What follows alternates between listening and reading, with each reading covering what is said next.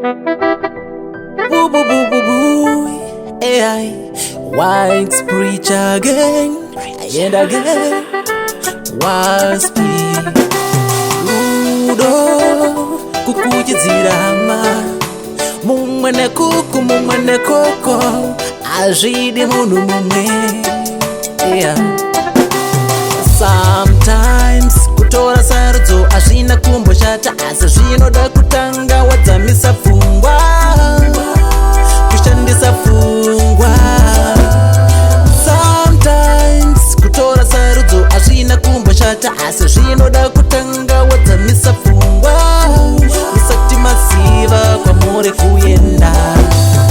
Varipo bo vakadzitanga dzimba nedzungu, vari kuchema varimo, vari kudemba kuti dai takawanaka tibvisira dzungu irori. Vazhinji kungosiya vapa vana, vamwe kutiza vasiya mimba.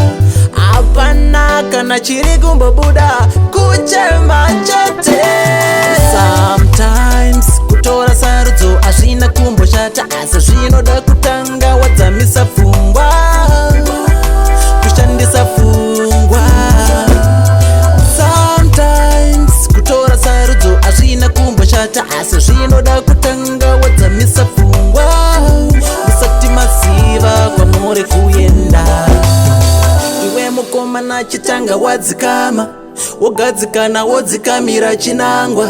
Usazomanya manya akana kubata bata, nekuti wava kuenda mberi. Mudiwa mumwe chete pakufambidzana, newe musikana wakani kutsikana. Usazobata bata akana kukakamira, wasvika panguva yewanano. Nemi vabereki musahakira nyaya dzevana, mangwana munonyara vana vava kuronga upenyu vachienda mberi dzikamaika. Sometimes kutora sarudzo azvina kumboshata, asi zvinoda kutanga wadzamisa pfungwa, kushandisa pfungwa. Sometimes kutora sarudzo azvina kumboshata, asi zvinoda kutanga wadzamisa pfungwa, usati masiva kwamuri kuenda. Varipo bo vakadzitanga dzimba nedzungu, vari kuchema varimo, vari kudemba kuti dai takawanaka tibvisira dzungu irori.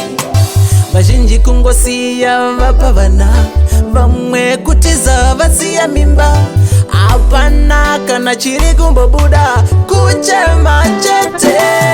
Sometimes kutora sarudzo azvina kumboshata, asi zvinoda kutanga wadzamisa pfungwa, kushandisa pfungwa.